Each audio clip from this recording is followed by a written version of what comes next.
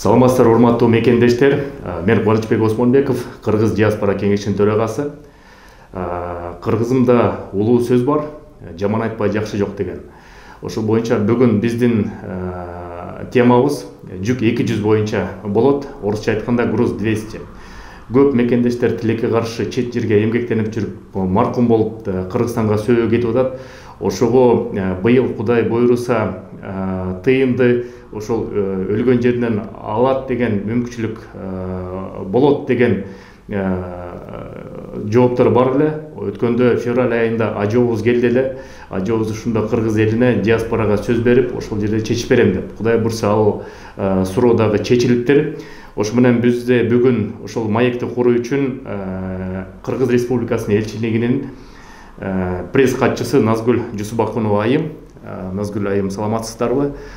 Ошол процедура боюнча Кудай буйруса чечилиптир. Кандай процедура керек, кандай документтерди чогултуш керек, кантип тыйындалыш керек? Ооба, ошол сиз белгилеп өткөндөй ошол Садыр Нуркожоевич Жапаровдун иш сапары болду эле февраль айында. Ошондо биздин мекендештер менен жолукканда ошол сөөктүү мекенине жиберүүдө кеткен чыгымдарды кайтарып берүү боюнча өтүнүчтөр билдирилген. Бүгүнкү күндө бул ишке ашып отурат. Мына биз кечээ эле 28 майда алгачкы арызды кабыл алдык. Эртең мененки саат 9-да алгачкы арыз түштү эле. Анан кийин биз ыкчам түрдө, бизде да атайын комиссия бар. Ыкчам түрдө атайын комиссиянын жыйыны болуп, документтердин баарын текшердик.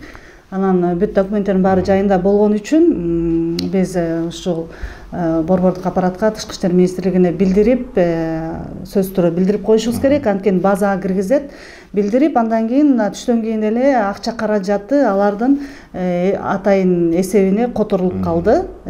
Бул ошол биринчи иштер ишке ашып баштады. Эми кандай документтер керек экенин ушул жерден дагы бир жолу белгилеп кетейин. Анткени ошол дагы эле кичине түшүнүксүздөр болуп атат. Каза болгон жарандын жакын туугандары келип арыз жазат. Монда арыз жазат, бизде атайын форма бар, ошол форманы толтурат. Арызды ким жазат? Арызды деген ошол каза болгон адамдын жакын туугандары жазыш керек. Ооба, жакын туугандары, атасыбы, апасыбы, балдарыбы, жолдошубу, жубайыбы, ошол жакын тууганы жазыш керек. Ишеним каттын негизинде башка тааныштары, достору жазса болбойбу? Болот. Эгер ушул Москва деги эле Россия жергесинде жакын тууганы жок болсо, анда ишеним кат берет. Ишеним катты ошол жакын тууганы бериш керек. Каза болгон адам жакын тууганы. Азыр менин колумда копия турат, анткени бул документтердин оригиналдары атайын сейфте сакталат. Андыктан мен азыр бул копиясын көрсөтүп атам. Ушундай ишеним каттын оригиналы болуш керек. Нотариустан. Ооба, нотариустан көйлөндүрүлгөн атайын оригиналы болуш керек. Ошону көтөрүп келет. Ошону көтөрүп келген адамга анан беребиз. Бул ошол арызды жазган жакын адамынын жакындыгын тастыктаган документ болуш керек. Кайсы документ? Туулгандыгы тууралуу күбөлүк, анан кийин никеге тургандыгы тууралуу күбөлүгү керек да. А эгер монда ишеним кат менен келе турган болсо, ал адамдын паспорту керек, паспортунун көчүрмөсү керек, сөзсүз түрдө арыз берип аткан адамдын паспорту жанында болуш керек. Ошол паспортун карап туруп, биздикилер бул адамдын ошол анык өзү келиптир бул адам деп тастыкташ үчүн анан ал паспорттун копиясын алышат дагы, анан бул жакка тиркеп коюшат. Анан дагы кайсы документ керек бизге? Свидетельство каза болгондугу тууралуу күбөлүк керек. Азыр мындай копия болуп жакшы көрүнбөй атат. Каза болгондугу тууралуу күбөлүк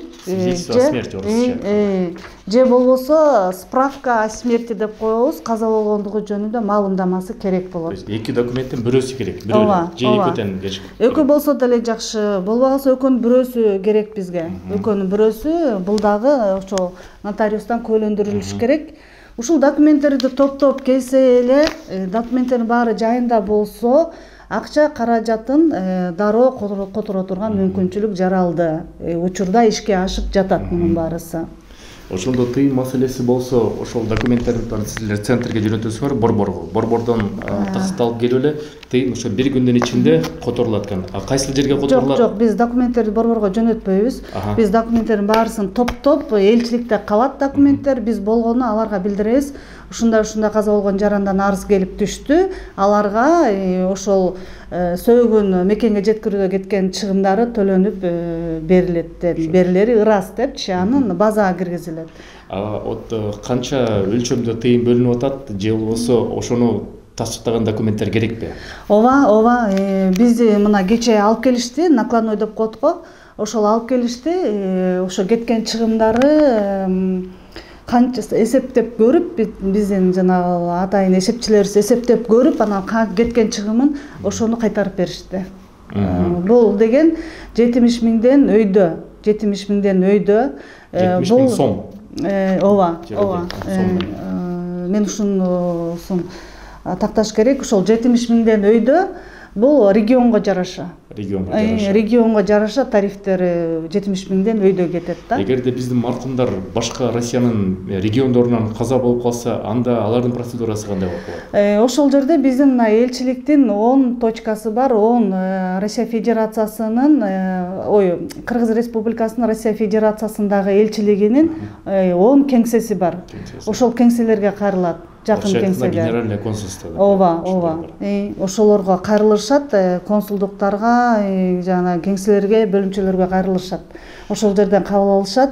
Мен белгилеп кетейин, бизде ошол активисттерден, жарандык активисттерден, анан кийин диаспора өкүлдөрүнөн деги эле мекендештерден ушундай бир сунуш болуп атат. Бул доверенность кичине кыйыныраак болуп калат экен депчи. Доверенностьти бизге эле ошол бизде сөөктү биз диаспора өкүлдөрү жөнөтөбүз, бизге эле ишеним берсин депчи. Мен ушул жерден түшүндүрүп кетейин.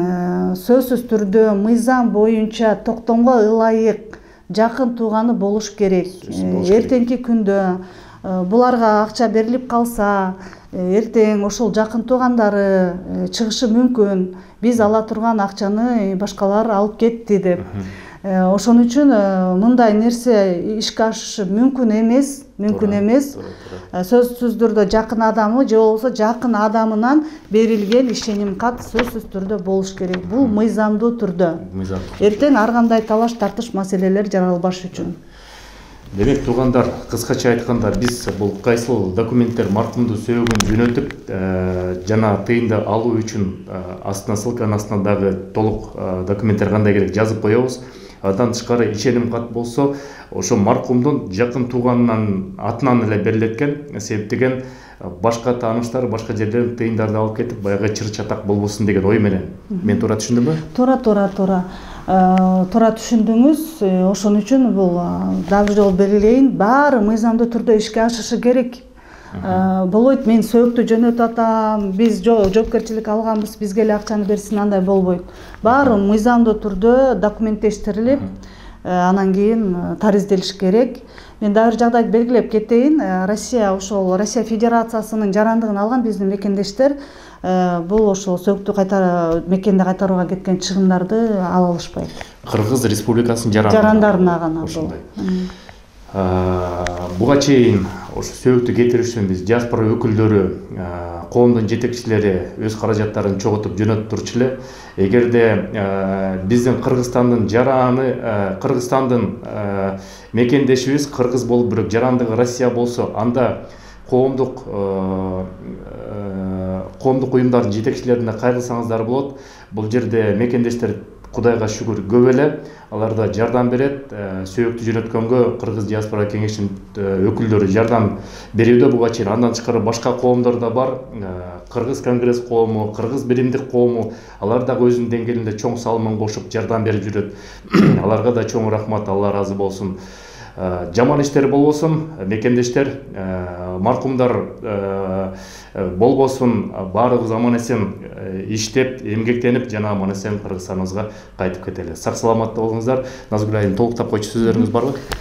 Ооба, менин биздин деле тилегибиз ошол кечээ жана биринчи арызга кабыл алдык. Жаш бала экен, албетте бул өкүнүчтүү, аябай өкүнүү менен кабыл алдык.